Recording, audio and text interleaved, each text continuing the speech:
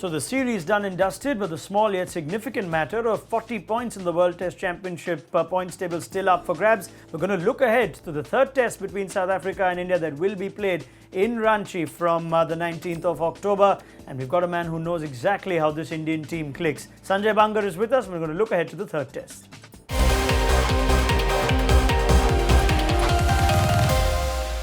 So Sanjay is here and fresh out of the dressing rooms of the Indian team, and I've got so many questions for you as we talk about this good shape that Indian cricket is in and good health that they're in, and India's openers. The conversation before this series was, will this makeshift or this gamble of Rohit Sharma as the test opener pay off? And we look at that as our first talking point. Mayank Agarwal with 200s already in this series, Rohit Sharma with twin hundreds in the first test, and seeing out a tricky phase with a new ball in the second.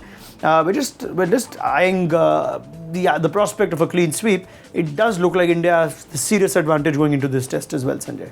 Yeah, they've got a serious advantage for sure, because the kind of cricket that they've played in the first two test matches, agreed that they haven't been tested as yet, and also they've been fortunate that in both the test matches they've won the toss and got the best conditions to bat in.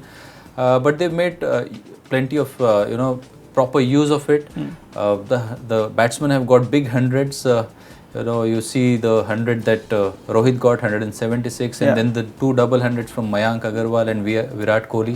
It just goes on to show the hunger and the ruthlessness that this Indian team possesses, wherein they wouldn't want to give South Africa any chance, because from memory, I think India was able to bounce back after two test defeats in South Africa. True. They played outstanding cricket in Johannesburg, and from there they could carry that momentum into the one-day series there. So I don't think that they would want to give any chance for South Africa to go back and create anything out of this test match, because 40 points are going to be vital. And there are only 3 home test matches remaining for this year. So they would want to make full use of it. And any potential changes looking at that? India decided to play the extra bowler at Pune. Would you go with the 5 bowler theory, or any changes now that the series is won? Would you look to give somebody else a go, or is that not part of the equation at this point? I feel that India would still go with the 5 bowler theory, and with the kind of depth that this Indian team has, especially in Indian conditions, wherein the spinners are all-rounders, wherein you have Ashwin who contributes with the bat, you have Jadeja who made a brilliant contribution in the previous test, and whose test batting has really improved over the last 2 or 3 years. So you don't really have the need to play the number 6 as a batsman. So India will go with a 5 bowler combination. And as far as giving a chance to anybody else, any other player, I feel that maybe they can think of playing Kuldeep Yadav, because in the last test match that Kuldeep played, that was in Sydney, being the lone spinner, he picked up 5 wickets. So that is a call that the team management might just contemplate whether to play him. A third spinner or a third seamer? Third spinner, and he could probably come in place of Ishant Sharma. Alright, if that is the case, then Ishant Sharma not as among the wickets as an Umesh Yadav or a Mohammad Shami in the first test and in this series. So interesting call, maybe on conditions whether India play the third spinner. Whatever it might be, it'll still be a problem for South Africa's top order, because we're looking at how they've been completely out of touch and so many issues that plague them. We're looking at a comparison between the first 5 and the last 5 wickets, and I think a top order would not want to look at this stat, and we sympathize for Amol Mazumdar, who's of course having to try and figure this out for the South African team in terms of the top order not getting runs.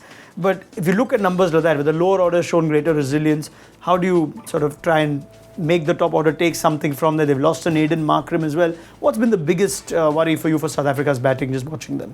See, that's the beauty of test cricket, because it tests you over a long period of time. And when you've been there out in the field for 5 sessions, and when you have to bat against scores of 500 or 600, I think it always plays on the batsman's psyche and the way he thinks and the way he comes out to bat. So that is a challenge, a mental challenge that the batsman will have to cope up with. They might probably have to gather and think of a way wherein they need to figure a way out of how they would approach the first 15-20 overs after fielding for such a long period of time.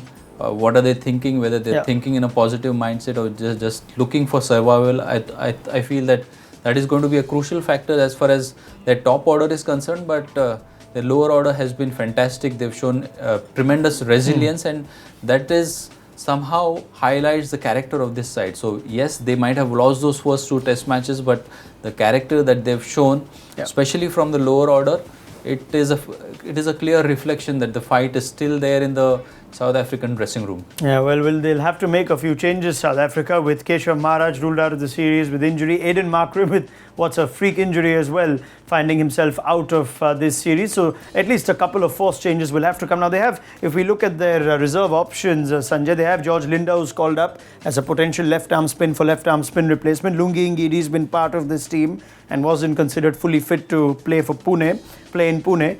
They've got Zubair Ramza, who's just played one test, and Heinrich Klaassen, who we've seen a bit of against India in the ODIs. Which way would you suggest they go? Would they add a spinner for a spinner? They have to add a spinner for a spinner, that's for sure. So Linda might come in for Keshav Maharaj. I would play Ngidi for Philander because Philander, with a lack of pace in the air, he isn't really causing any problems to the Indian batsman, and you would require, because on the Ranchi track, the reverse swing would come into play, and you require a bowler who is capable of bowling at 140 plus to get that reverse swing and bother the batsman.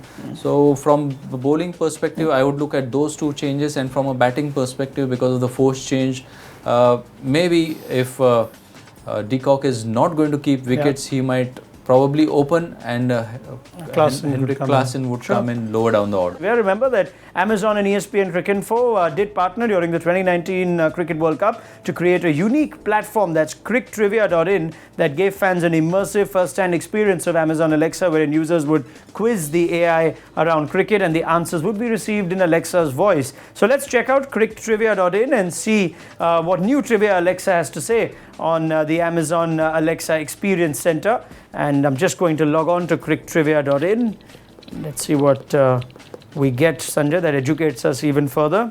Welcome to Amazon Echo Experience Center. Please read one of the texts from below. Right, Alexa, give me a cricket trivia. Welcome to Cricket Trivia. Here you go. Martin Guptill lost 3 toes as a 14-year-old when a forklift truck drove over his foot. Kiwi legend Stephen Fleming visited him in the hospital, and this only added to his steely resolve to play for the New Zealand cricket team. Do you want to know more about Amazon Echo? Yes. Redirecting you to Amazon.in for more details. To know more about the latest facts on cricket, do visit cricktrivia.in. Many thanks to Sanjay Bangar. India firm favourites then. We'll have this chat at the end of each day's play. And let's see if India can complete a 3-0 whitewash, or whether South Africa can pose some sort of fight back in this series.